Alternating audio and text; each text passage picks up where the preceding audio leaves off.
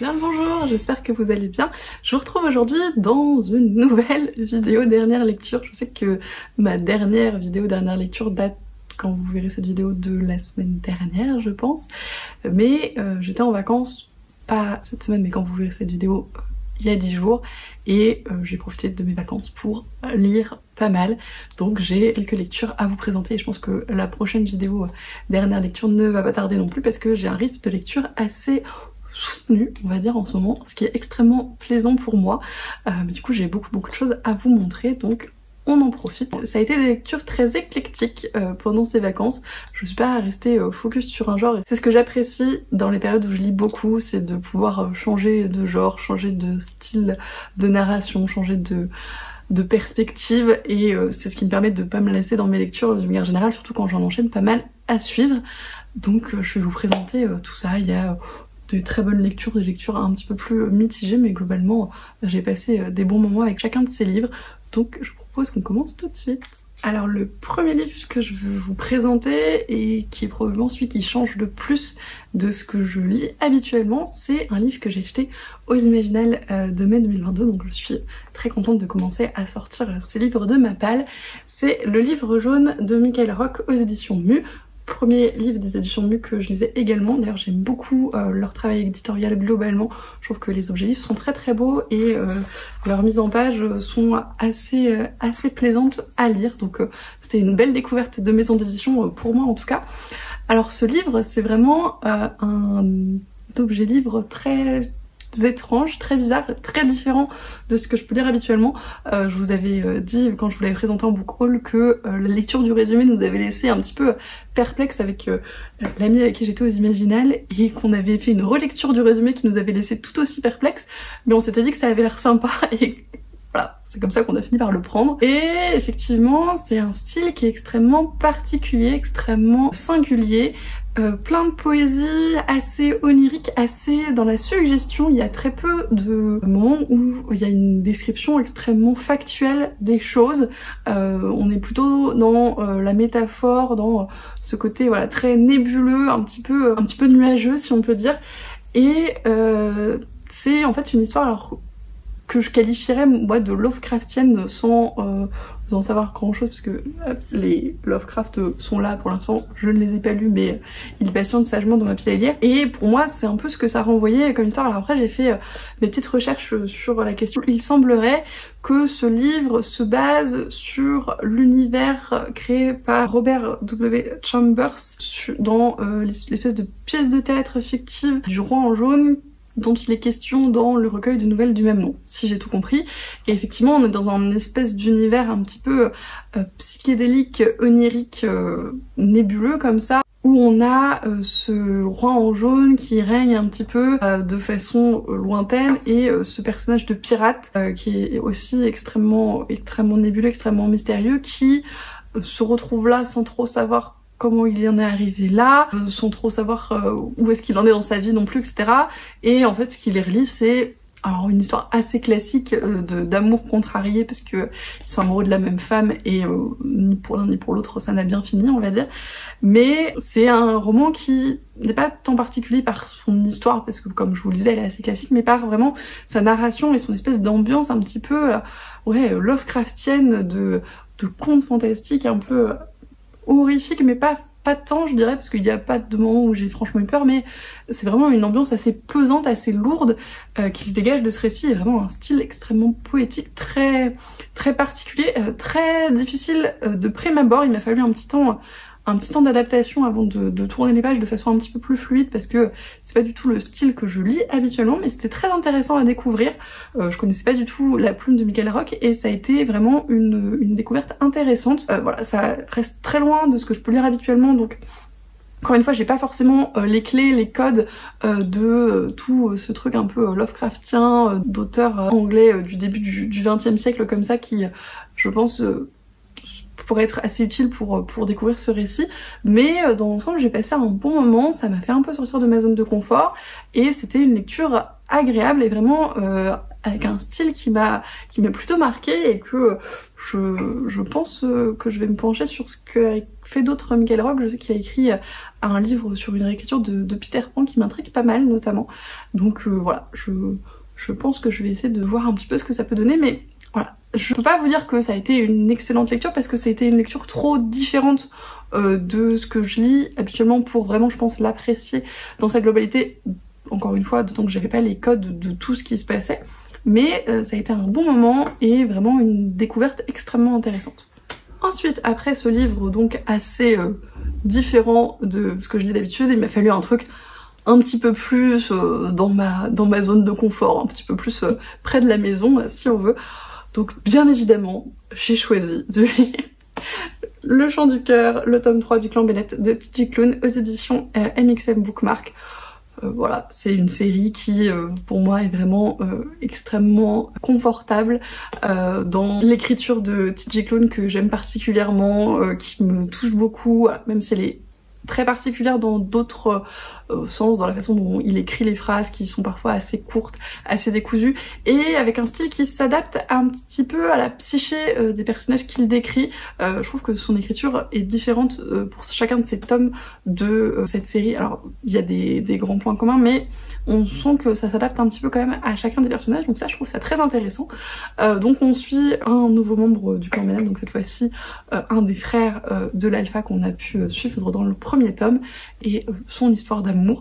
C'est pas mon tome préféré, déjà je peux vous le dire clairement, parce que j'ai apprécié l'histoire, j'ai apprécié les enjeux, mais je les ai trouvés peut-être moins haletants. Alors, même s'il y a quand même des moments assez intenses en émotion, c'était peut-être moins le cas que pour les deux premiers où vraiment il y a des moments de frustration très intenses. Là j'avais un petit peu moins ça quand même si encore une fois TJ Klune a une gestion du rythme et de la narration qui est vraiment très bonne, parce que pour la grande partie du début du récit en fait on sait pas trop où on est en termes de temporalité, si on est avant les événements des deux premiers ou si on est après, et qu'est-ce qui s'est passé. En fait il nous laisse un peu dans le flou pour une période assez longue, et quand on réussit à voir un petit peu où est-ce qu'on en est au niveau timeline, c'est un peu dur à avaler. Là pour le coup c'est assez difficile, et voilà, il y a pour le coup un peu d'enjeu à ce moment-là. Bon, il utilise un trope qui est pas forcément mon préféré non plus. Alors je peux pas vous dire ce que c'est parce que ça spoil pas mal de choses dans le récit. C'est pas mon préféré non plus, mais là il est justement dosé, justement amené. On voit qu'il a un intérêt dans l'histoire, mais ouais, voilà, il y avait des petites choses sur ce trope là que je trouve toujours un peu facile en fait, et du coup qui en font voilà forcément pas mon tome préféré en soi. J'attends avec extrêmement d'impatience, bon j'attends, il est dans ma pile à lire, hein, je l'attends juste là-bas, le tome 4 de cette série, parce que c'est sur du coup le dernier frère Bennett, et avec une relation qui est introduite depuis du coup 2 tomes maintenant, d'autant qu'il y a eu un petit twist à la fin de celui-là qui fait que bah ça va pas se passer aussi simplement que ça aurait pu, comme d'habitude. Voilà, encore une fois, TJ Klune c'est pour moi une valeur extrêmement sûre, c'est des énormes briques qui se dévorent, c'est des personnages que j'adore, une meute qui donne vraiment l'impression d'un espèce de cocon hyper solide, hyper réconfortant comme ça. C'est des excellents moments de lecture. Il y a une tendresse incroyable dans les relations avec les personnages, que ce soit les relations des personnages des tomes précédents qui, fait suffisamment rare pour le souligner, ne me font pas des effets bizarres comme ça peut être le cas dans pas mal de séries où c'est des tomes compagnons et où après on retrouve les personnages d'autres tomes. Là je trouve qu'ils restent fidèles à ce qu'ils étaient dans leur tome à eux en fait, et c'est extrêmement agréable. Également fait assez notable pour être souligné, il y a de la représentation Ace, donc asexuel dans ce récit. Un des personnages principaux, un des protagonistes de la romance est asexuel, et c'est la première fois je pense que je lis une romance avec un personnage asexuel. Un personnage asexuel dans un roman en général, je pense que c'est la première fois également.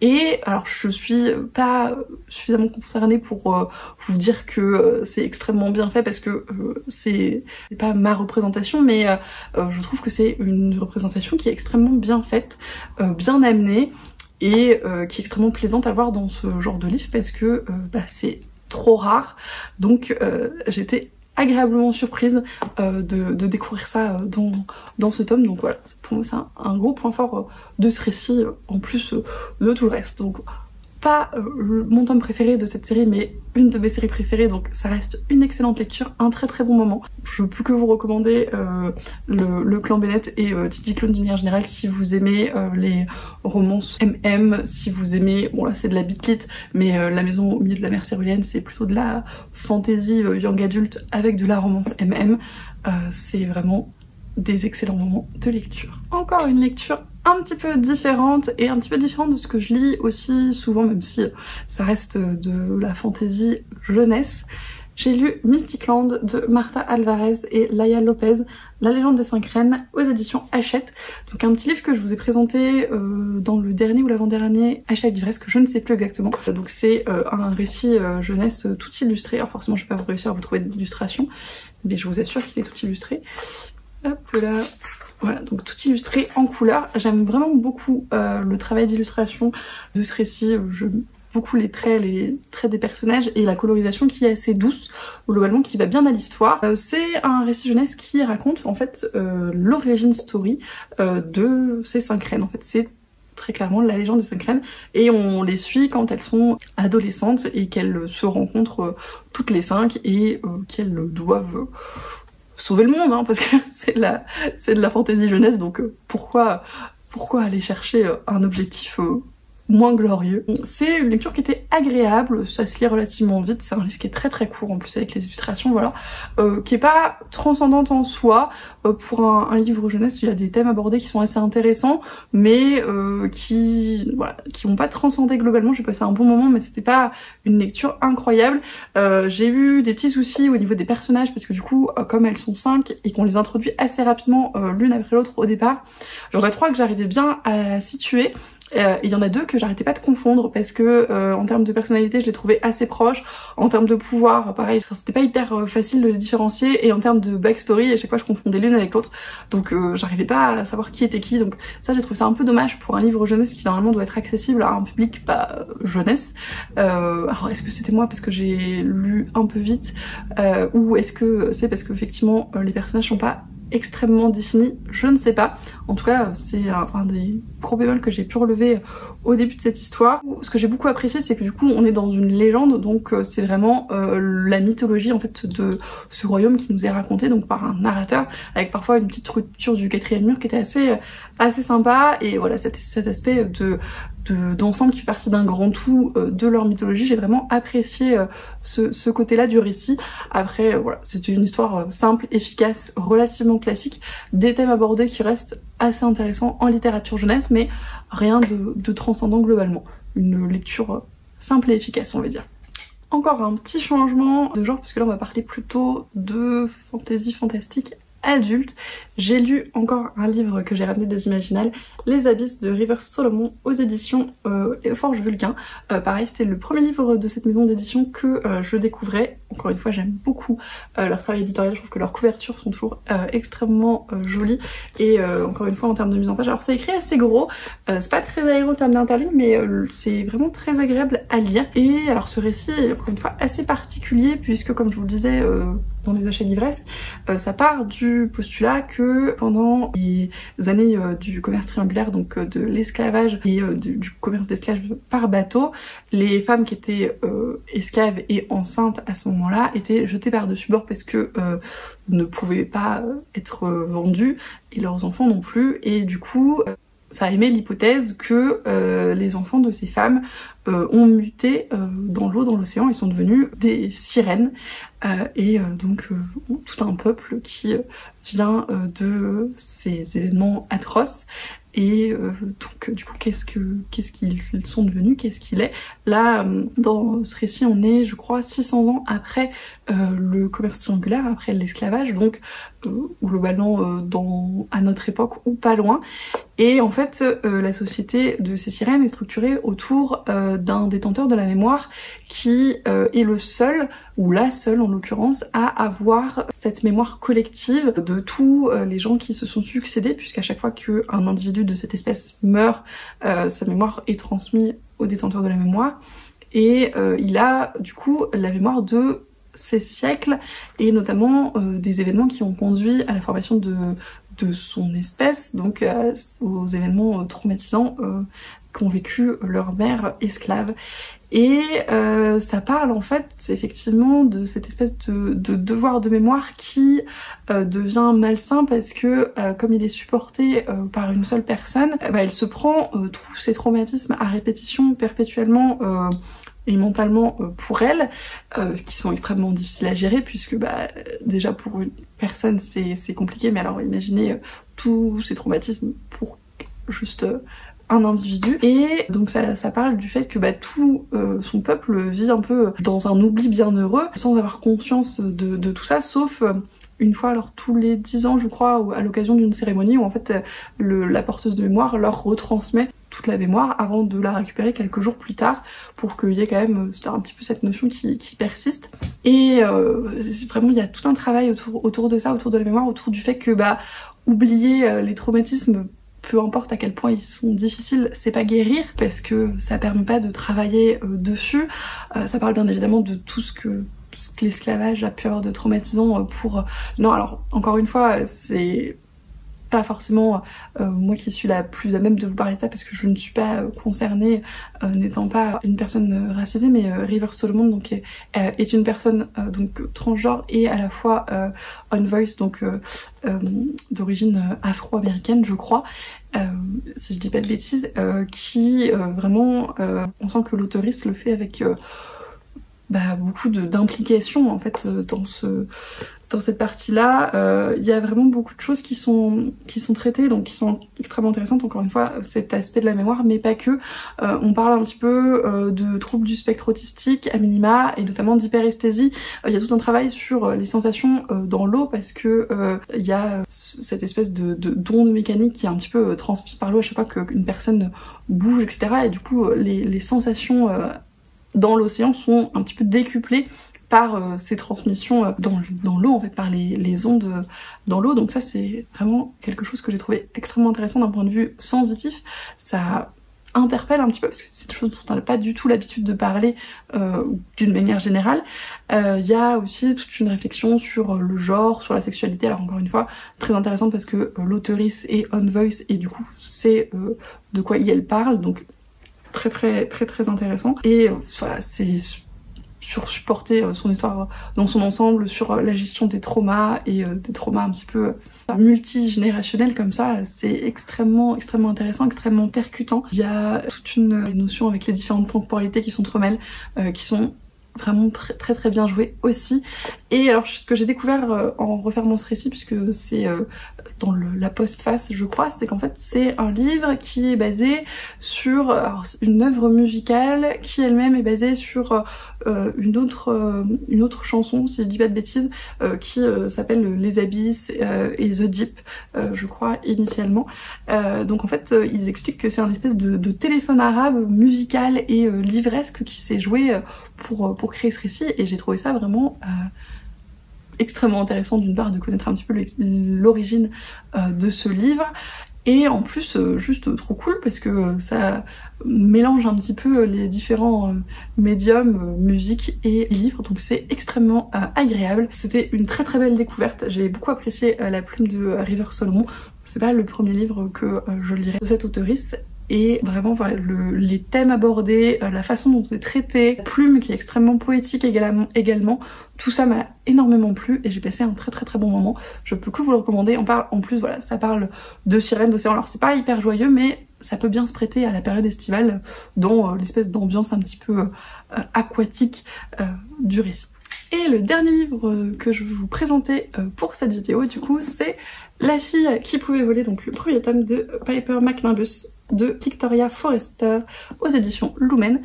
J'aime beaucoup le travail éditorial des éditions Lumen, vraiment j'aime toujours leur couverture, je trouve que c'est toujours très sympa. C'est un livre pareil que je vous ai présenté assez récemment en achat livresque. J'essaie de lire mes livres au fur et à mesure, même si c'est pas toujours le cas parce qu'on ne peut pas tout faire. C'est un récit fantastique pour la jeunesse où du coup on suit Piper qui est une jeune fille qui depuis son plus jeune âge est un petit peu bizarre et en fait ses parents se rendent rapidement compte qu'elle peut voler, ce qui ne leur va pas du tout parce que ses parents sont un peu, alors à minima, mais les Mr et Mrs Dursley de ce récit, c'est ce qui m'a vraiment beaucoup plu quand j'ai commencé ce livre, c'est que la narration en fait pour moi fait extrêmement narration de livres jeunesse anglais type Harry Potter, type Mathilda, ce genre de choses où on a ce côté un petit peu pince sans rire et un petit peu critique du narrateur pour les personnages des parents notamment qui voilà sont un petit peu décriés. Alors les parents de Piper sont bien moins terribles que les Dursley et les parents de Mathilda, rassurez-vous, mais ils ont quand même ce côté un petit peu extrêmement religieux et extrêmement figé, crispé et voilà, ils veulent que les choses filent bien droit et qu'on s'écarte pas du droit chemin, etc. Donc là-dessus c'est assez critiqué. Il y a une place, alors l'autrice est américaine, l'autrice n'est pas du tout anglaise comme a pu vous le suggérer mon introduction, mais du coup il y a une place assez importante de la religion comme ça peut être le cas dans pas mal de récits américains, puisque la religion a une place très importante dans leur société, donc c'est assez culturel, j'ai envie de vous dire. Donc sur cet aspect-là, j'étais un petit peu moins enthousiaste, parce que c'est des choses qui me parlent moins. Après, du coup, c'est cohérent dans le fait que ses parents soient extrêmement figés, entre guillemets, et c'est un petit peu décrié dans ce sens-là quand même. C'est un livre où en fait on essaye de littéralement faire rentrer Piper dans un moule. Donc une première fois avec ses parents qui lui disent que vraiment il faut pas du tout qu'elle vole parce que c'est pas bien, parce que c'est pas naturel, etc. Et puis il se passe quelque chose qui fait que malheureusement elle est démasquée et elle va se retrouver dans une école avec plein d'enfants qui ont aussi des capacités un petit peu hors du commun, un petit peu fantastiques comme ça. Et au départ elle pense que ça va être le meilleur moment de sa vie et qu'elle va s'éclater, etc. Et puis on voit au fil des pages que peut-être c'est pas si rose que ça et peut-être il y a autre chose derrière. Et c'était un récit qui était assez intéressant, voilà, sur cet aspect-là, le fait de vouloir rentrer dans le moule à tout prix et enfin vouloir faire rentrer les enfants dans un moule à tout prix alors que eux ils s'apprécient comme ils sont et ils apprécient leurs capacités comme elles sont. Là-dessus c'était vraiment très très intéressant. Après il y a quand même quelques longueurs dans le récit, il y a des petites choses qui sont un petit peu plus dérangeantes parfois, notamment en termes de rôle genre, et bon c'est pas plus moderne que j'ai pu lire comme roman jeunesse là-dessus, mais il y avait des choses intéressantes. Les personnages sont relativement attachants.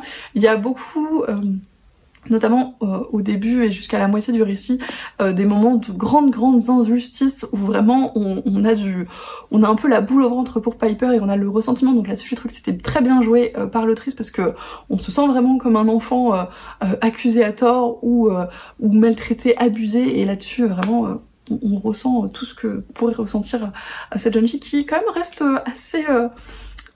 assez enthousiaste, assez optimiste par rapport à la vie malgré tout ce qu'on a pu lui foutre dans les dents au départ. Donc c'est un personnage qui est assez chouette à suivre. Et il y a quand même des scènes assez dures, notamment en termes de torture, hein. Il y a des scènes de torture qui sont pas faciles pour un livre jeunesse, qui vont assez loin je trouve. Donc voilà, c'est quand même assez important pour le souligner je pense.